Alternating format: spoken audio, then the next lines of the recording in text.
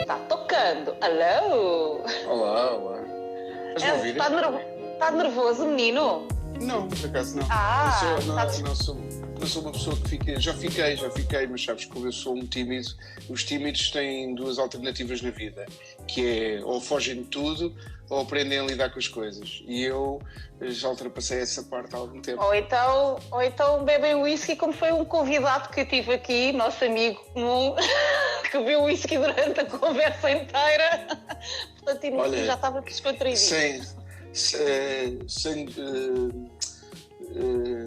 Gosto muito dessa alternativa. Infelizmente, às 3 da tarde, isso para mim punha em risco algumas das coisas que eu tenho que fazer depois desta conversa, eventualmente. Por isso, se me voltares a convidar para estar aqui a uma hora mais tardia, eu sou capaz de aderir a isso. Olha que eu não sei, tendo em conta que ele ia mexer em ferramentas de corte, a seguir a ter beber uns whiskies, acho que ele ainda não se queixou de nada. Pronto, exato. Ou então não consegue falar. Olha, vamos lá começar isto. Sabes que eu estive aqui, eu estava aqui a preparar, assim que eu preparo-me, eu sou uma pessoa que me prepara para estas coisas. Nunca duvidei. Pois, mas é que é assim, mentira, preparo-me. Eu estou a convidar pessoas que eventualmente, pessoas que eu conheço, não é? Só que quanto mais eu conheço as pessoas, pior isto é. Cheguei a essa conclusão. Quanto mais próximas estou das pessoas, mais complicado se torna, às vezes, não é fazer a conversa, é preparar. Eu penso assim, mas eu vou falar com este gajo, mas eu conheço tudo, eu vou-lhe perguntar isto, parece estúpido, só parece estúpido estar-me a perguntar isto. Não, se confiarmos que há mais alguém a ver isto, além da minha mãe, pode ser interessante. Estamos aqui com uma audiência de 7 pessoas, espera lá, sim. Espera lá, não é mau, ainda só estamos a 8 minutos da conversa. Não, mas é engraçado porque e eu nos últimos tempos tenho tido essa experiência, e tu com certeza também já deves ter passado por isso, que é... nós temos um grupo de amigos que já se conhece há umas dezenas de anos. Sim, já podemos dizer pelo menos 2 dezenas de anos. Sim. Mas é engraçado que normalmente é sempre... temos muitas recordações em comum, temos muito passado em comum. Só que, efetivamente, quando... Eu acho que poucas vezes tive a oportunidade de estar sozinha contigo e falar contigo. É verdade. Não é? Mas é verdade. Mas eu acho que isso para mim não é uma coisa absolutamente estranha, porque eu sempre tive muitos contextos. E portanto, para mim é normal que às vezes as pessoas de um determinado contexto não estão familiarizadas com, podem até saber que existe, mas não estão familiarizadas com o outro, e às vezes quando tu estás num sítio acabas por ter conversas, não é? Se estás com os amigos de um determinado meio, os colegas de trabalho, falas de trabalho, se forem amigos do surf, falas de surf, portanto há sempre essa coisa tribal das pessoas, não é? Sim. Os amigos antigos acabam por ter histórias. Outro dia eu estava a participar de uma outra coisa em que alguém dizia uma coisa interessante, que é os amigos antigos acabam às vezes por ter poucas rotinas cotidianas, porque nós vemos pouco, andamos sempre a correr. Então quando estamos juntos recordamos as histórias antigas, que além de que vão ficando cada vez melhores, não é? Há sempre essa coisa bestial. mais apuradas. Mas que nos preenchem, não é? Que nos fazem rir, porque são histórias de grande carinho e afinidade entre nós e de coisas que partilhámos. E no outro dia tivemos uma conversa em que falámos, eu sei que isto é sobre mim, mas em que falámos uma história de uma vez em que tu deixaste de queimar uma bota na fogueira, não é? E foi à minha frente, portanto eu testemunhei isso. E essa história é uma história com 20 anos, lá está. É uma história com 20 anos e eu testemunhei isso ao Vivi Cores, ninguém me contou, não é? Assistia-me, de repente ficaste com uma bota 34 e outra 32, porque uma delas encolheu, já não lembro qual foi. Tendo em conta que tive que fazer uma caminhada ligeiramente de regresso, ligeiramente longa. Sim. Mas não achas que nessas conversas de cotidiano que se tem, às vezes perde-se um bocadinho o essencial? O que é que realmente importa? Porque eu há uns tempos tive a oportunidade também de estar mais próxima de um amigo nosso em comum, em que tivemos a conversar de temas que, embora a gente já se conheça há tantos anos, e que chegámos à conclusão de que acabámos por nos conhecer ali em par de horas, mais do que falámos mais de coisas do que propriamente falámos em 20 e tal anos que nos conhecemos. Pois. Acho que nos perdemos um bocadinho no passado e evitamos às vezes as coisas do presente ou só para alguns. Acho que não é assim tão sério, Acho que tem a ver com o contexto, tem a ver com as zonas de conforto, não é? Nós criamos, eu acho que não é uma coisa tão pré-estabelecida, é só nós quando chegamos a um determinado sítio, tu se fores um casamento vais-te vestido e eu vou de gravata, pronto, isso é uma convenção, não é? E quando chegamos a um determinado grupo de amigos, sabemos que com este grupo de amigos eu falo normalmente destes temas. Há um grupo de amigos que são muito gozões e nós estamos sempre a gozar uns com os outros, mas há outros que são super sentimentais e falamos sempre de coisas muito profundas. E então às vezes nós temos alguma dificuldade, a menos que tenhamos essa predisposição, de cruzar esses filtros, de chegar ao pé do grupo dos gozões e dizer assim, vou-vos contar uma coisa que me emocionou imenso hoje. Vi um tipo a alimentar, estás a ver? Essa coisa. Vi um tipo a alimentar gatinhos, a malta não estava-se a rir. Claro, olha, outro dia conheço uma pessoa, por exemplo, que todos os dias, durante a quarentena, vai almoçar com um sem-abrigo, agora com quem tem uma relação, pronto, e faz aqui a sua catarse. Bom, isso é uma história muito bonita, mas é uma história muito bonita num determinado grupo, e noutro grupo toda a gente ia gozar e arranjar piadas, pronto.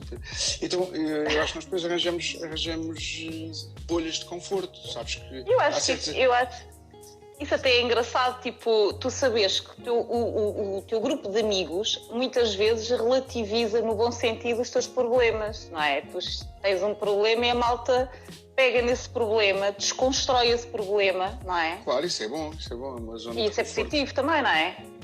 Depende dos dias, mas sim. Sim, às vezes tu gostas de falar mais a sério, mas outras vezes também precisas, às vezes inconscientemente, que alguém te pegue nesse teu problema e desconstrua aquela porcaria toda, não é? Olha, a mim aconteceu com o nosso grupo de amigos em particular, que é um grupo de amigos que, e só para dar contexto às 10 pessoas que já tiveram 12 e agora estão 10, quer dizer que já houve 2 pessoas que saltaram fora, vieram aqui e pensaram assim, fogo, mas é maluco. Mas às 10 pessoas que estão a ver isto, a nossa amizade vem dos escuteiros e de termos estado ligados aos escuteiros, os dois. E uma coisa curiosa é que muitas vezes nós vimos para esta zona, tu vens para esta zona de conforto e escolhes determinados temas que estão ligados a esse meio e não escolhes outros. E como nós em particular não temos nenhum background profissional comum, conhecemos todos, ainda éramos mais miúdos, etc. Que eu pensei algumas vezes foi que eram pessoas... Estou a ouvir. Sim, parou, mas agora já recuperou outra vez. Estava a dizer que uma coisa curiosa no nosso grupo de amigos em particular é que eram pessoas nos quais eu não tinha nenhuma espécie de interesse a não ser a amizade. Que é uma coisa que às vezes no mundo moderno é difícil, não é? Porque há pessoas que tu até desenvolves amizade com elas, mas sabes que é giro, tenho esta afinidade, ou porque andamos de skate os dois, e é porreiro, ele é muito porreiro e além disso ele pode me ensinar umas manobras de skate. Estou a dizer skate porque eu já andei de skate há 20 anos e agora ando pouco, mas é um exemplo. Sim, eu estou a perceber, sim. E eu acho que é bom quando tu tens um grupo de amigos que é uma bolha e pensas assim, eu não tenho interesse nenhum nestes gajos, quero mesmo que eles se lixem, porque não... estes gajos não me interessam, não há nada que eu possa extrair daqui a não ser... estarmos bem uns com os outros. E isso acaba por ser uma coisa fixe. Sim. É isto. Olha, diz-me uma coisa. A malta agora está-se aqui a queixar. Eu vou entrar aqui num registro um bocadinho mais intimista, mas que eu também acho que é interessante. Mais intimista ainda do que a gente já entrou agora. Que é, só para... O pessoal queixa-se muito que está... os filhos trancados em casa e não sei o quê, mas a questão é que tu tens que gerir aí umas situações particulares. Porém, tens 2 crianças pequeninas, ainda tens 2 mais outros velhinhos. Mais 2. Como é que tem sido gerir essa situação? Como é que foi gerir esta situação no confinamento? Eu acho que ainda não tinha perguntado isto. Tem estado Como é que é correu gerir bem ou está a correr bem? Ser pai de 4 filhos. A pergunta é: como é que é ser pai de 4 filhos durante a quarentena, em que dois deles precisam de atenção constante, porque senão partem a casa toda, e os outros 2 estão na telescola e nessas coisas todas, não é? E se somares a isso, que eu, para conseguir que eles sobrevivam, tenho que trabalhar, não é? E portanto, normalmente o trabalho acontece à mesma hora. Pá, é um inferno. É um inferno. E quem disser o contrário. É verdade. É um inferno, e quem disser o contrário está a brincar. Quem disser o contrário está a mentir em alguma coisa. Porque ou tem ajuda, ou tem uma empregada que está lá e que. Pois, ou uma das pessoas não trabalha e portanto um deles dedica-se às crianças. E o outro, que uma das pessoas pode até ser, seja qual for o contexto da relação, mas portanto, há uma pessoa em casa que não trabalha, há uma avó que está a partilhar a quarentena, há um avô, há um tio, há não sei o quê. Qualquer uma dessas situações eu vi. Agora, uma situação de pessoas que trabalham com crianças é um inferno. É um inferno. Não posso falar sobre vários ângulos deste inferno, mas eu acredito. A Marlene outra vez estava a gozar comigo porque dizia que uma adolescente agora está espetacular. Eu assim, não, pá, adolescente é que também é complicado, porque isto é tudo muito. Isto vai-se mutando, não é? E eu estar aqui trancada em casa com uma adolescente também é complicado. E a questão é que as crianças, independentemente da idade, também estão a lidar com a quarentena à sua própria maneira, não é? Sim, e, portanto, claro. Eu acho que normalmente quando se fala disto eu tenho ouvido sempre umas reflexões mais tecnicistas à volta disso. Portanto, como é que nós vamos gerir o tempo e como é que nós vamos gerir... temos que fazer o almoço, mas também temos que lhes dar assistência nas aulas e também temos que trabalhar e também temos... Isso tudo é verdade, mas depois ainda há uma outra camada, que é a camada da pessoa, a camada de cada um dos meus filhos, do mais pequenino com a sua lente até ao maior com a sua lente, portanto cada um deles com uma idade tem uma lente própria. Não, claro. Estás a rir, mas uma criança de um ano, uma criança de um ano que está habituada a ir para a creche, ele não intelectualiza que não está a ir para a creche, etc, mas sente uma quebra na rotina e isso provoca uma alteração no comportamento dele, não é? Provoca uma alteração no comportamento. As crianças, mais do que tudo, precisam de rotinas. E portanto, nesse aspecto para mim o desafio é o desafio de conseguir trabalhar e produzir, de conseguir ser presente para eles e ainda de conseguir perceber como é que cada um deles está a lidar com esta quarentena e tentar ser um pai presente para eles. E eu próprio, eu diria que uma das soluções diz isso é muito álcool. Muito álcool. A partir das 5, 6 da tarde.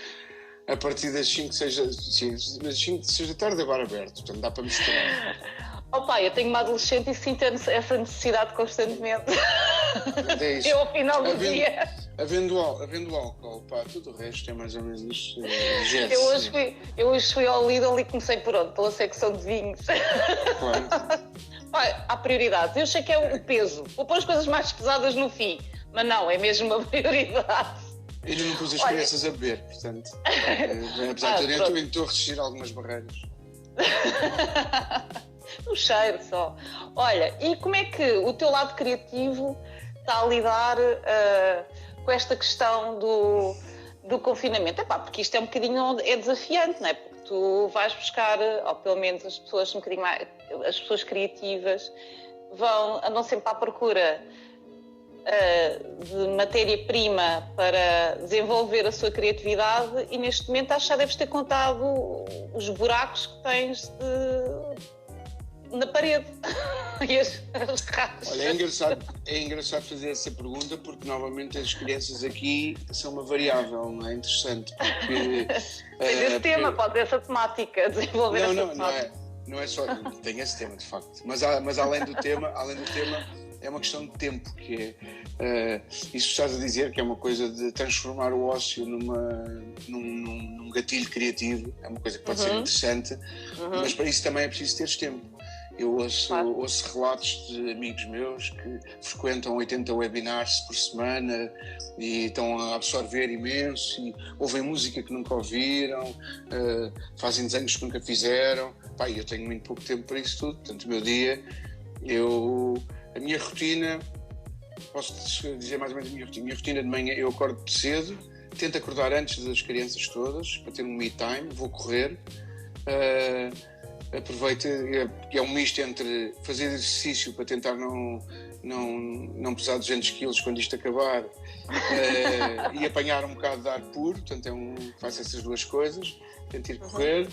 No regresso da corrida, começam a cena de acordam as crianças, dá pequeno almoço, não sei o que, cola com trabalhar cola com almoçar cola com trabalhar cola com tomar conta das crianças, e tenho sempre a ambição de que no final do dia vou ler um livro, ou vou ver uma série, e às vezes acontece, outras vezes não.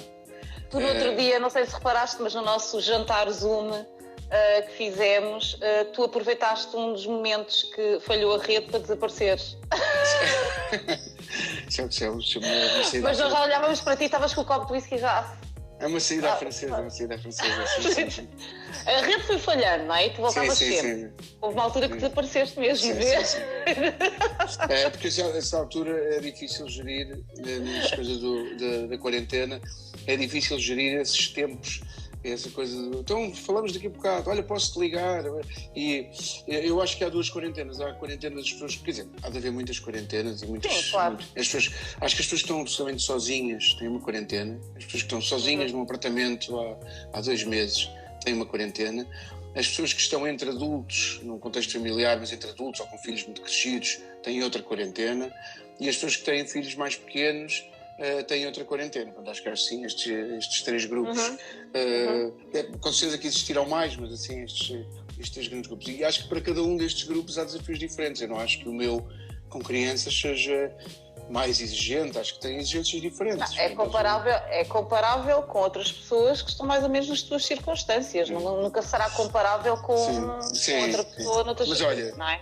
Para te responder à pergunta, para não deixar de responder à pergunta da criatividade, eu tenho colocado o desafio um bocadinho ao contrário. Tenho colocado o desafio não tanto como é que eu aproveito isto para ser criativo, mas como eu tenho pouco tempo por causa das crianças, imponho-me a mim uma rotina de eu não posso deixar de ser criativo apesar da quarentena. Portanto, para mim está a funcionar um bocado ao contrário. Eu não posso permitir, porque é muito fácil para mim entregar-me às rotinas mais básicas do meu trabalho, no fundo, cumprir os mínimos olímpicos, não é? Cumprir os mínimos olímpicos com as crianças e deixá-los serem engolidos pela PlayStation. Portanto, e tu tentares sair dessas caixas é o maior desafio. Eu tenho para isso. Tens conseguido? Tenho com algum esforço e com a ajuda dos amigos. Que objetivos temos muitos. Sim. Não, eu acho que, olha, uma das coisas, desde há uns anos para cá, uma parte da minha vida está ligada ao teatro de improviso, e o teatro de improviso ensina-nos a lidar com o erro. E eu pacifiquei-me com a ideia de errar. E aqui há uns tempos havia um podcast com a Natalie Portman em que ela falava sobre isso, sobre uma coisa que ela faz muitas coisas, e quando faz muitas coisas às vezes falha em algumas, e pacificou-se com isso. E comigo é a mesma coisa, aquilo que estavas a dizer, nós estávamos para mim é difícil às vezes no final do dia eu entrar numa conversa de amigos com um copo na mão porque estou de rastos, tive um dia de trabalho lixado entre as crianças e tal, mas se eu não fizer isso vou desaparecer do mundo. Então eu alinho nisso, sabendo que corro o risco de a meio posso adormecer, estou super cansado, essa altura a rede cai e eu já estou sem energia, e simplesmente vou-me deitar e no dia seguinte mandar uma mensagem à malta ou digo, desculpa lá, ontem já não deu. Mas no fundo isto, o que é que eu estou a fazer? Estou-me a pacificar com o erro, percebes? Estou-me a pacificar com a ideia de que para eu conseguir abraçar isto tudo vou ter que falhar em algumas coisas e está tudo bem. Porque o preço a pagar, se eu for demasiado exigente, é conseguir fazer muito menos coisas. E eu tenho sobrevivido com isso, vou tendo encontros às vezes à noite com malta amiga, toda a gente faz isso agora, não é? Havia aquela coisa do, como é que chamava aquela coisa do, não era o Poker Stars, era aquela coisa de jogos que depois disseram que é cá aos computadores de toda a gente, não é? Toda a gente instalou o Game Night, não sei como é que se chamava. Havia essa coisa e toda a gente instalou isso, passar 3 dias toda a gente desinstalou. Foi os primeiros, o EPI não sei das quantas, Mas agora estamos na fase dos encontros de Zoom, mas esses encontros de Zoom acabam por ser porreiros, porque tu vais te encontrando com várias pessoas, e eu nesses encontros de Zoom novamente procuro estar em contextos diferentes. Ou estou num grupo de amigos como o nosso, onde a conversa é mais descontraída e é sobre nada.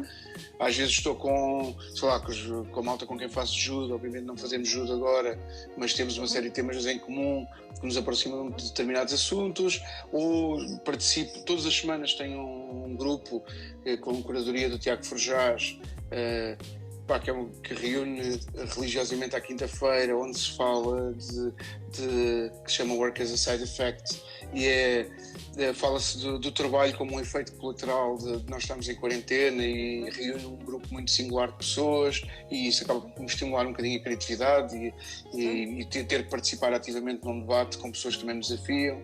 Pronto, é um bocadinho isso.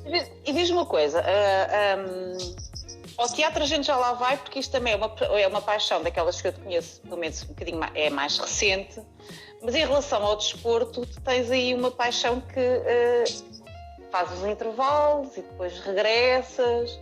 Como é que tu geras? Isso é muito importante para ti, a questão do desporto e as várias atividades que tu tentas...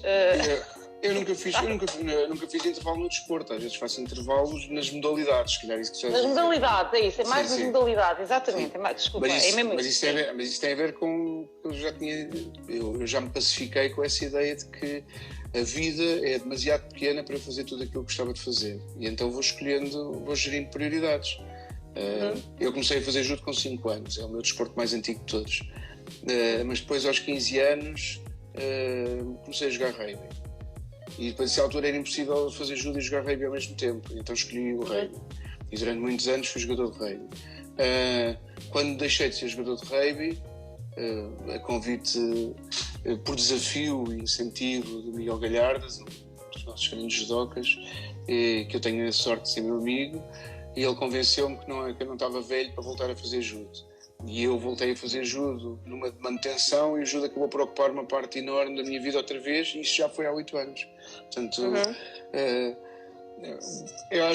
o que eu vou fazendo é escolhas para conseguir cumprir, fazer caber na minha vida, que tem uma duração média igual à das outras pessoas, a ter no final uma duração média, se eu não for atropelado por um elétrico como o Gaudi, a ter uma duração média igual às pessoas, e eu estou a tentar fazer caber o máximo que posso, mas também já me pacifiquei com isso. Sou um life tester, eu gosto de experimentar tudo aquilo.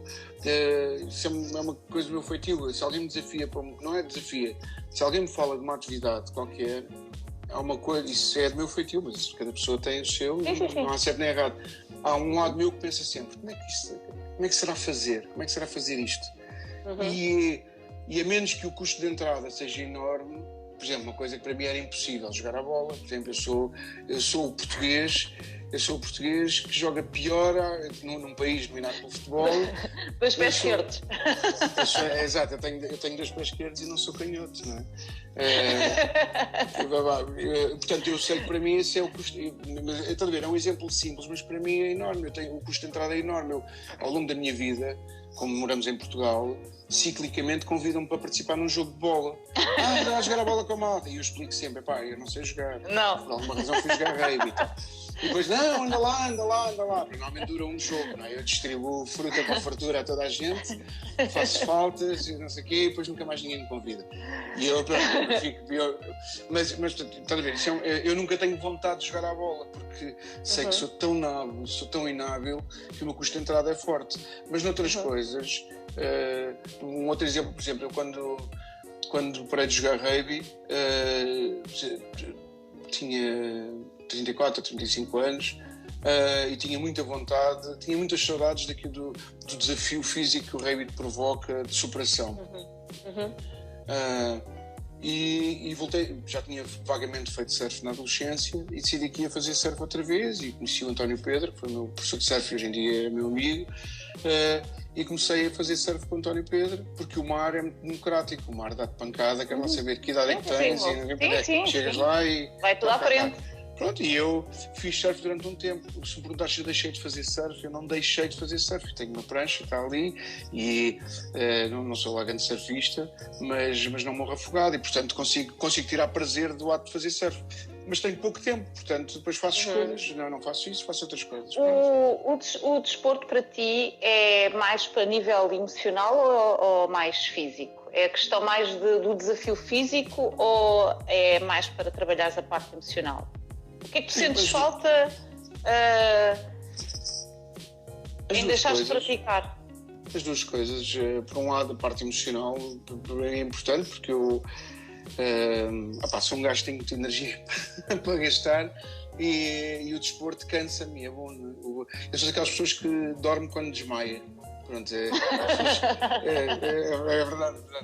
As pessoas têm feitios diferentes, não é? E há pessoas que se deitam a ler pacatamente, depois o sono vem. Eu não sei se registro. Eu faço o máximo de coisas que consigo. Sim, eu percebo, eu também sou assim. E depois há um momento em que desmaio. À medida que vou ficando mais velho, isso tem reduzido no tempo. Portanto, antigamente isso era até às 2 da manhã, e eu era muito notívago. Hoje em dia já sei que a partir das 11 da noite desligo. Ou seja, posso até continuar, se estiver num jantar de amigos, não, mas se estiver a trabalhar, a partir das 11 da noite posso estar a ver um filme, ou não sei o quê, mas já não consigo, dificilmente conseguirei estar a trabalhar, a desenhar, etc. Eu desmaio e acordo à meia da noite a lembrar-me de coisas que tenho para fazer. É isso. É um bocado de stress. É horrível. É horrível. Tipo, acordas à meia da noite. Não tenho isto para fazer. O telemóvel nisso é um péssimo gadget, porque é um computador de bolso. E eu, como quase toda a gente, durmo com o telemóvel na mesa de cabeceira. Acontece mais vezes acordar às 4 da manhã e começar a ler sobre coisas. Isso que tu estás a descrever, que é lembrar-me de um determinado tema, me está a preocupar, e às vezes às 4 da manhã vou ler sobre esse tema. Se há um assunto no qual eu quero aprender, ou uma coisa uma área qualquer nova que estou a estudar, acontece muitas vezes acordar à meia da noite e começar a ler sobre isso.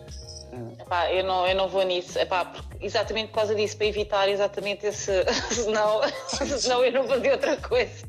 Olha, e como é que entra aqui a questão do teatro? Porque esta parte eu acho que nunca falei contigo. Como é que entra aqui, e nunca tive a oportunidade de te ver, porque também gostava de sua franca, gostava de te ver, mas como é que entra aqui o teatro? Quem é que te apresentou este desafio? Fui eu. O teatro aconteceu assim. Eu trabalhei muitos anos em publicidade, como tu sabes, e nos anos que trabalhei em publicidade e em agências de publicidade sempre gostei muito de ir ao cliente. E há um dogma, pelo menos no mercado português, de que os criativos vão pouco ao cliente. Os gestores de conta é que gerem as contas e trabalham com o cliente, e os criativos estão na agência. E eu, pessoalmente, achava divertida a ideia de ir ao cliente. Quando comecei a ir ao cliente, comecei a gostar desse jogo. E à medida que a minha carreira foi avançando e as oportunidades foram surgindo, isso tornou-se numa competência. De alguma forma, as pessoas à minha volta lá iam concordando que não era um desastre completo quando eu ia ao cliente, e isso começou-se a tornar uma competência que em certa medida era um bocadinho invulgar. Portanto, era um criativo que ia ao cliente e que tinha... O meu avô era vendedor da Mercedes e eu acho que lhe herdei isso dele, portanto sou o vendedor. E juntei isso, portanto, juntei o trabalho criativo com esta coisa de adorar vender projetos no cliente. Até ter chegado a uma determinada fase em que achei que já dificilmente a malta que geria o contacto vendia a criatividade a mim e a minha equipa, das pessoas que trabalhavam comigo, tão bem como nós. Portanto, e isso, tive a sorte também de conseguir trabalhar com pessoas incríveis do lado do contacto que fizeram dupla comigo nisso e com quem construí uma relação muito sólida, em que nessa altura ia ao cliente e eu vendia a criatividade e as pessoas de contacto vendiam a estratégia, vendiam o resto, e acabámos por fazer ali um número de ciclo muito interessante para o cliente. Isso despertou-me, isso e o nosso passado comum dos escuteiros, etc., o facto de ser pai, tudo isso despertou-me uma curiosidade sobre contadores de histórias. Há muitos anos atrás, eu estive, não sei se tu estiveste presente, mas eu estive presente numa coisa na Barraca, na altura um desafio de uma das nossas amigas comuns, da Micas e da Tateu, e fomos à Barraca assistir a um tipo galego que se chamava Kiko Sandoval, pai, já foi isto há 20 anos. E ele era um contador de histórias. Eu nunca tinha visto um contador de histórias, pá, e achei incrível aquilo. Fiquei completamente esmagado por aquela cena de um tipo estar a contar histórias, não tanto a questão de contar histórias às crianças, isso por acaso não me desafia muito, mas contar histórias a adultos. Achei isso incrível. Eu e o Banza andámos viciados uns tempos em contadores de histórias e até havia uns cafés, bares em Lisboa que faziam algumas sessões, às vezes ao fim de semana disso. E eu também tinha uma ideia de que os contadores de histórias mais para crianças e eu também houve uma altura que fiquei viciada naquilo. Pronto, então isso é muito interessante e eu comecei a procurar e achei que isto era uma competência que por um lado me ia divertir e por outro lado me podia trazer mais ferramentas para trabalhar e para levar para o meu trabalho. Comecei a procurar sobre contadores de histórias e mais ou menos por acidente alguém me recomendou, já não me lembro bem, por acaso não me lembro bem, mas mais ou menos por acidente fui ter a ACT, a Escola de Atores, da Patrícia Vasconcelos, e fui fazer um curso de iniciação ao teatro de improviso com o João Pinto Dias.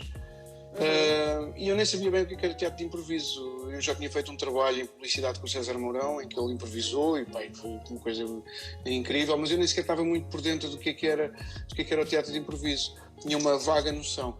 Mas fui, pá, na altura tinha tempo, e então fui e experimentei. Pá, e fiquei completamente esmagado por aquilo, achei que aquilo fazia parte de mim, aquelas coisas que tu descobres e percebes, pá, como é que eu nunca tinha descoberto isto antes, como é que aquilo tinha uma relação incrível. Depois desse tempo de trabalho com o João Pinto Dias, tive a sorte de poder ir trabalhar com os Improváveis e de estudar com eles, e fiz o curso de improviso deles, e eles, pá, têm muita maturidade e muita qualidade no trabalho, no trabalho que têm, no ensino que dão, e deram boas ferramentas e sobretudo despertaram uma curiosidade. Pronto, e a partir daí comecei a fazer mais workshops, a mergulhar nessa área. É muito diferente. E isso tomou conta... Só para terminar, tomou conta um bocadinho da minha vida, deixou de ser uma coisa que eu estava a fazer para chegar a uma competência e acabou por ser um fim em si mesmo. Eu percebi, pá, eu quero fazer isto. E depois, como eu não tinha nenhum background de teatro, isso levou-me a perseguir outras coisas. Fui ter com o Bruno Chiappe e com o Cláudio Washman, começar a perseguir coisas mais de teatro dito tradicional. Depois descobri, com a Anitta Silva, que é palhaça, e foi a minha colega no curso de improviso, apresentou-me o clown, que era uma coisa que eu também estava completamente a leste disso, e comecei a descobrir o clown, percebi que era uma coisa que também me despertava e ainda desperta bastante interesse. Por exemplo, eu acho que aqui não é tanto o que é que eu fiz, não é sobre mim, acho que é quando nós estamos disponíveis para receber os inputs que vêm de fora e não estamos preocupados com a ideia de mas eu tenho demasiada idade, ou eu vou errar, ou eu vou não sei quê, se não tiveres essas barreiras e esses preconceitos, acabas de estar disponível para uma série de novas experiências e isso do teatro foi assim, ainda está a ser, foi um bocado de navegação à vista, fui andando. Depois no contexto também dos Improváveis, do curso dos Improváveis e desse trabalho, conheci um grupo de malta, dos quais está com o João Cruz, e eu e o João acabámos por criar uma cumplicidade de trabalho e começámos a explorar a ideia de criarmos um grupo de trabalho, um grupo de improviso nosso e pronto, e até hoje estamos a fazer isso. Portanto, agora, eu não sou ator profissional nem de perto, não sou um improvisador profissional nem de longe nem de perto, mas isso hoje em dia faz muito parte da minha vida. E consegui uma outra coisa porreira, que foi perceber a certa altura, e aqui numa ligação também com os escuteiros, com muitas coisas que nós tínhamos feito e aprendido nos escuteiros, percebi que o teatro de improviso, que são jogos de cena e de desbloqueio, etc., era uma ferramenta incrível para soltar a criatividade nas pessoas. Ora, essa criatividade era uma mochila que eu trazia de 20 anos, de trabalhar nisso, etc. Então o que eu fiz foi, nessa altura, juntei as ferramentas do improviso com as ferramentas da criatividade e comecei a trabalhar isso em contextos mais corporativos, e isso acabou por me abrir e nos está a abrir novos desafios e E é desafios onde eu aprendo sempre muito mais do que ensino, na verdade. Respondeste, não foi preciso fazer perguntas. Pronto. Então, pronto, obrigado e boa tarde. Tá bom, obrigada, boa tarde. Gostei muito deste bocadinho. Eu tinha aqui 3 perguntas para te fazer, conforme ias falando. Já correste tudo. Pique, pronto, está feito. Olha, mas diz-me uma coisa, quais são estes projetos que eu estava a ler que tinhas sido cofundador, explica lá melhor isso. Isso é mesmo teatro, aquilo que tu fundaste agora. Tu fundaste... É uma associação e uma companhia? Não. Sim, eu estive ligado à fundação dos grupos de improviso, um deles, entretanto, ficou em stand-by, que era a Batata Quente. Os projetos são assim, não é? Vão nascendo, depois dependem da vontade e da disponibilidade das pessoas, depois às vezes chegam umas, saem outras, pronto. E, entretanto, eu com o João Cruz, o João Cruz é, além de ser, também é uma pessoa curiosa, uma pessoa que tu podes convidar para vir aqui às tuas conversas, porque ele é um cientista, se é cientista, é comediante de stand-up. Bora. Comediante de stand-up e além disso é improvisador. Pronto, e eu com o João Cruz nós descobrimos uma parceria, começámos por ser colegas do curso de improviso, entretanto tornámos-nos amigos, começámos a trabalhar juntos. E depois estivemos juntos nesse projeto da Batata Quente e depois disso fundámos o Teatro Elástico, eu e o Fim, o Teatro Elástico é um laboratório de improviso. Não é tanto é um coletivo de improviso, mas não é um grupo, estamos muito longe de ser um grupo de profissional. Sobretudo é um espaço de trabalho para nós próprios podermos continuar a crescer e a aprender. Tivemos a sorte de ao fim de algum tempo tínhamos e temos um músico residente, que é o Fim, e eu e o João a trabalhar no improviso, e temos a sorte de, nessa altura, aparecer nas nossas vidas a Mariana e o Miguel. A Mariana, que vinha mais de um teatro, vem das novelas e tal, esse ambiente mais Star System, e o Miguel, que vem com uma grande experiência de teatro infantil. Então, foi muito interessante, eles vieram se juntar ao grupo, e neste momento o Teatro Elástico é isso, é um laboratório de estudo e de crescimento e enriquecimento do improviso, que, se tudo correr bem, há de gerar uns espetáculos e há de ganhar cada vez mais seriedade e contexto e densidade na nossa vida, mas sobretudo é um espaço onde nós crescemos em conjunto e fomos tornando todos amigos. Então é isso.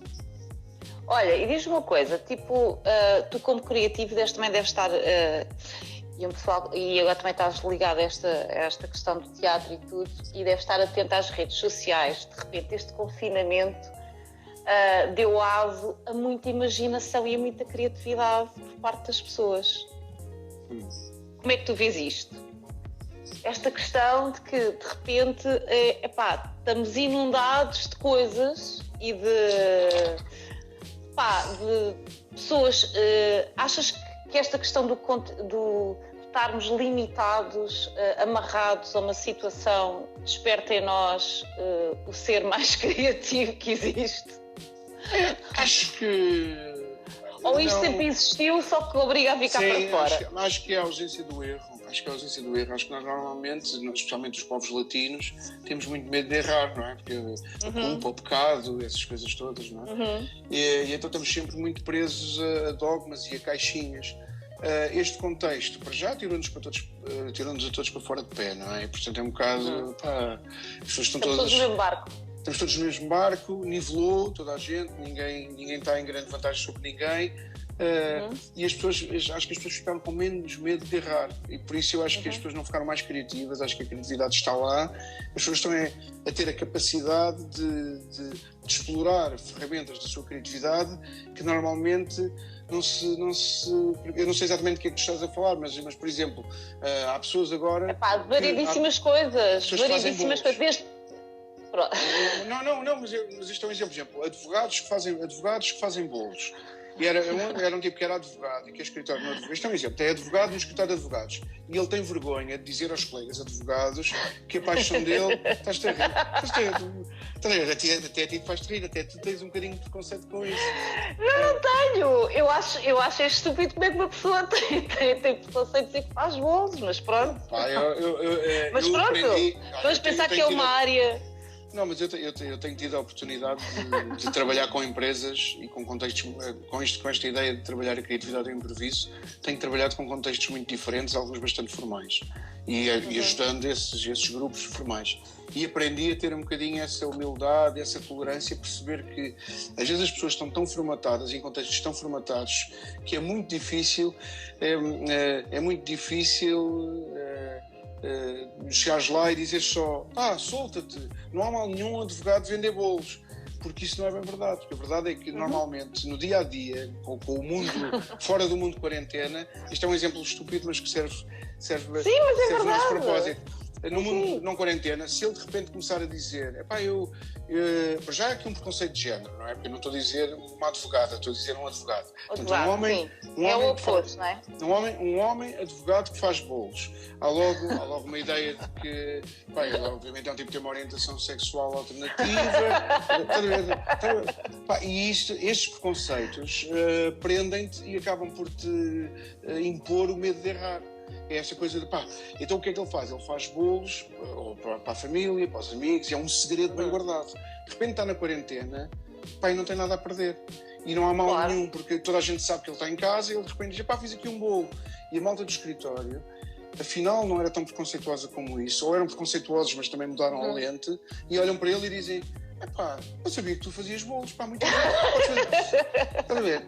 Estás a rir, mas de repente surge uma oportunidade. Sim, É muito giro.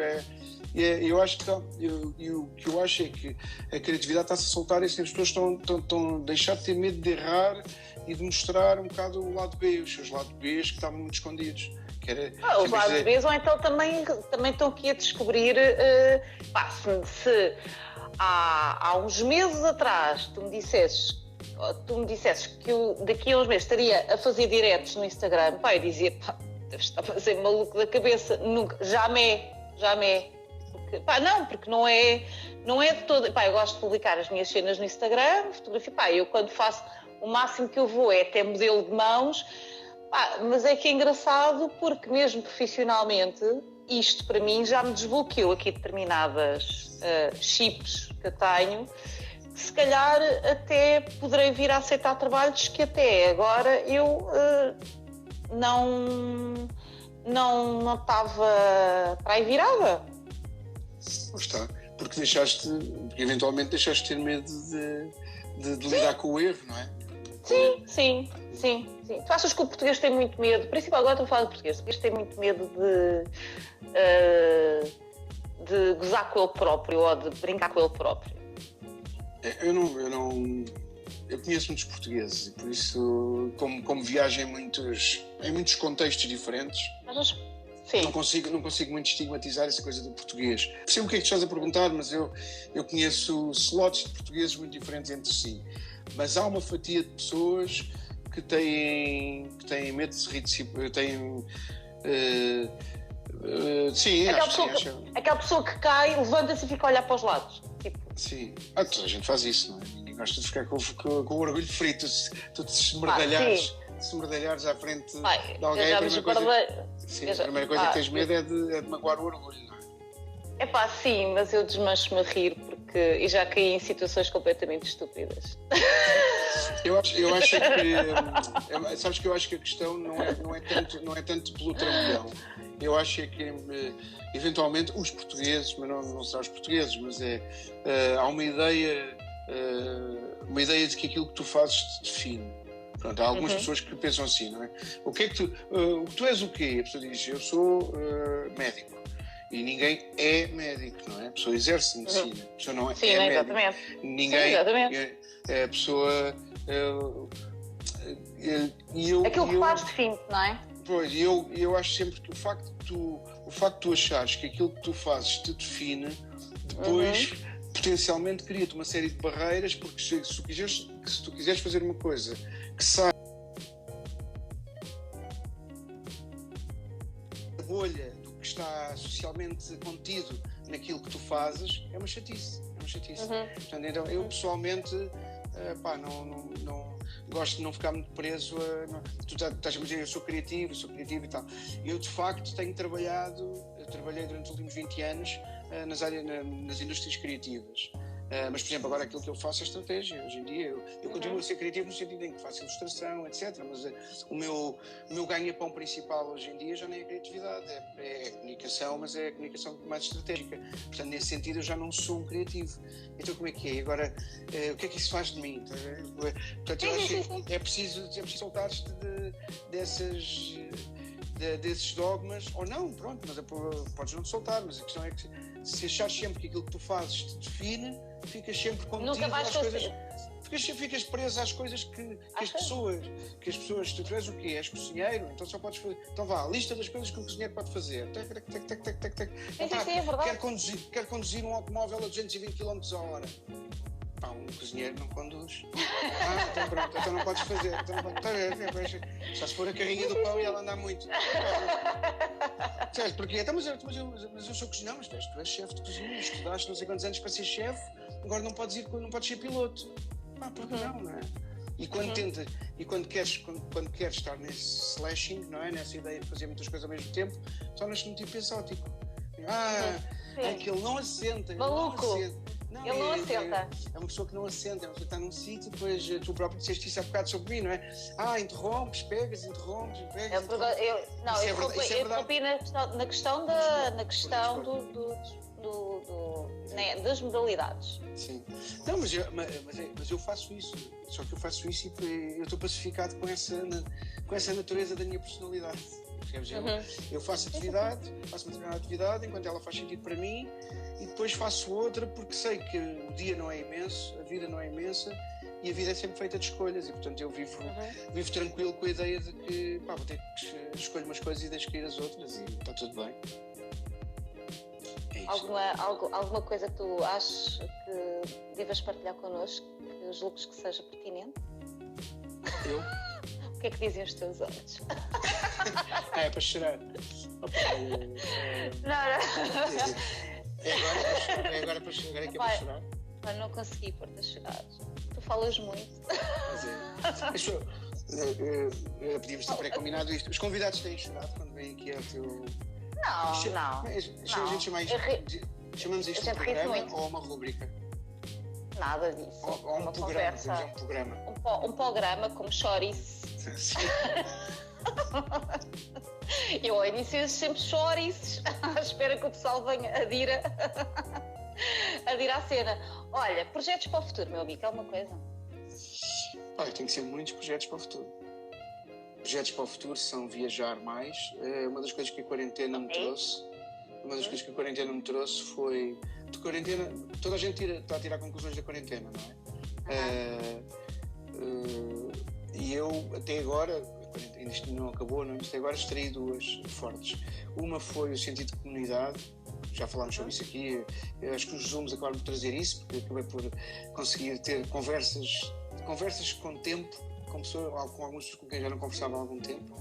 E, portanto, isso reforçou a ideia, o meu sentido de comunidade, a ideia de que a comunidade é uma coisa importante. E eu estou curioso como é que vai ser agora no novo normal, se de alguma forma nós vamos conseguir deixar o dinheiro de fora em algumas relações e fazer coisas menos mercantilistas, a ideia de eu tenho uma competência, tu tens outra, de repente eu posso fazer uma ilustração e tu ajudas-me a organizar um evento, quer dizer, e nenhum de nós pagamos um ao outro nesta troca direta, um bocadinho, em vez de dar as galinhas e tu me dares uma cabra, podemos também trocar competências. E eu acho que esta troca de competências, acho que é uma coisa que virá de alguma forma no novo normal nesta ideia de comunidade. Estou muito curioso sobre isso.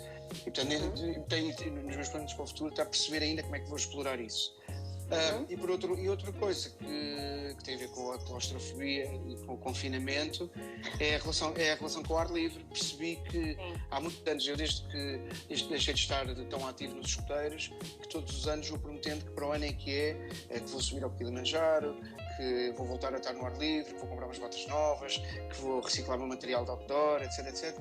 E vou sempre empurrando isso para a frente. E percebi que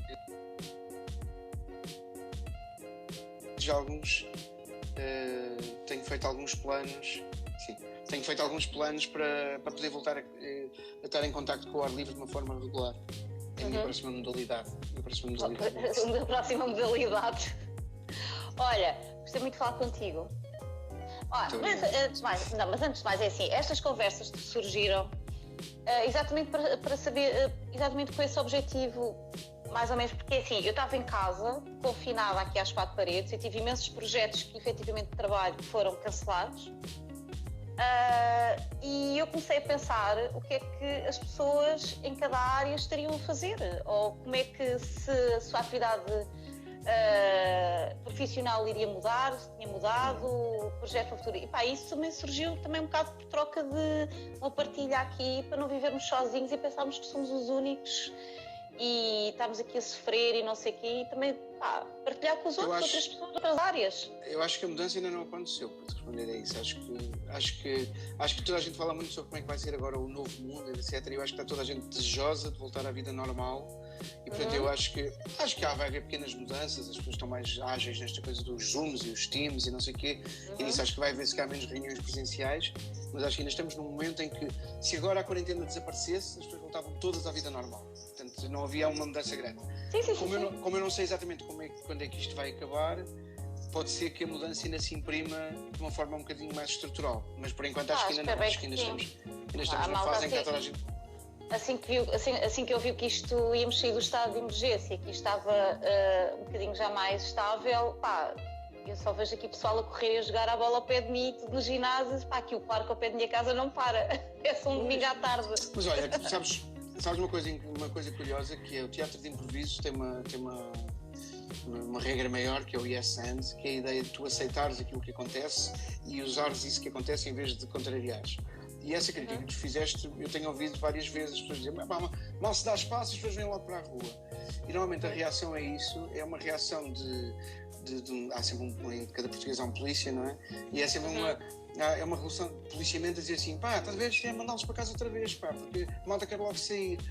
E se calhar eu acho que podia ser desafiante nós começarmos a perceber que as pessoas estão a atingir o limite e acho que o governo percebeu isso também, portanto acho que não estou a ter nenhuma revelação, mas olhar para isso com essa lente, perceber que porque é que as pessoas estão já a ir correr, vão logo correr jogar a bola, porque as pessoas estão a atingir o seu limite de estar em casa. Então eu acho que nós temos que olhar para, e isso é um bom, na criatividade trabalhas assim, não é? Trabalhas com a realidade como ela é, quer dizer, em vez de a tentares moldar, então olhas para esse desafio tal como ele é, que é, as pessoas estão a precisar de sair de casa. Esse é o teu ponto de partida. E percebes? E não o tentes contrariar, mas aceita isso e perceber, ok, então como é que vamos fazer com que as pessoas possam começar a sair de casa, mas ainda assim, esta coisa de não nos contaminarmos todos uns aos outros tem que ser preservado, não é? A minha mãe é que tu conheces, é um bom exemplo disso, e que é uma pessoa que está a ficar maluca, está fechada em casa, não é? Portanto, e há aqui um equilíbrio. É que nós outro dia estivemos a falar dos nossos anciões há uns tempos atrás, ainda nos rimos, porque tem assim umas pérolas espetaculares. Não, mas é a partir um bocadinho dessa ideia em que há um momento, eu já percebi, por exemplo, na minha relação de grande amizade que existe entre mim e minha mãe, já percebi que nessa altura vou ter que ajudar a sair de casa, porque não é. E esse é o ponto de partida, aliás, nós já falámos sobre isso, e não sei se ela está a assistir a isto, mas espero que não fique zangada por eu estar a fazer esta indiscrição, mas já falámos sobre isso. Para mim, quando dizem assim, não, agora as pessoas numa faixa etária vão ter que ficar em casa até dezembro. Eu sei que isso é impossível, a minha mãe fazer isso sem já. Portanto, o que é que eu vou fazer? Vou partir do ponto de partida, que é, ela vai ter que sair de casa. E então, em vez de pôr uma fechadura nova e ficar eu com a chave, dizer assim, agora não sais, vou fazer ao contrário, vou dizer assim, ok, claramente vais ter que sair, então vamos descobrir juntos como é que tu vais conseguir sair sem que seja perigoso. Claro, e eu acho que e isso cruza com aquilo que eu te estava a dizer, que é o tal sentido de comunidade que eu acho que pode emergir, que é nós olharmos para a vida como ela é, olharmos uns para os outros com mais tempo e com mais disponibilidade para com uma melhor escuta ativa, perceberes de facto o que é que as outras pessoas te estão a dizer, e acho que sim, esse sentido de comunidade, o do advogado que faz bolos, tudo isso pode emergir, e se isso emergir desta coisa toda, não se terá perdido tudo. O certo é que eu tenho estado aqui a pensar como é que vai ser o nosso próximo encontro de amigos, como é que vamos reagir quando nos encontrarmos todos, quando tivermos essa oportunidade. Olha, eu vou ficar bêbado de certeza. Epá, e como é que vai ser? Porque isso é uma coisa que eu tenho pensado bastante e epá, vai ser estranho. Vamos ter que ficar a 1,5 metro de cada um, sem distância. Não, Não sei. é estranho. Olha, vamos ter que desligar, estamos a chegar a 1 hora. Antes que isto, para conseguirmos nos despedir aqui em condições sem sermos aqui interrompidos pelos segundos que começam depois aqui a cair. Obrigada por teres aceito aqui o convite. Obrigado, foi muito divertido. Muito obrigado. Foi muito divertido. Obrigada.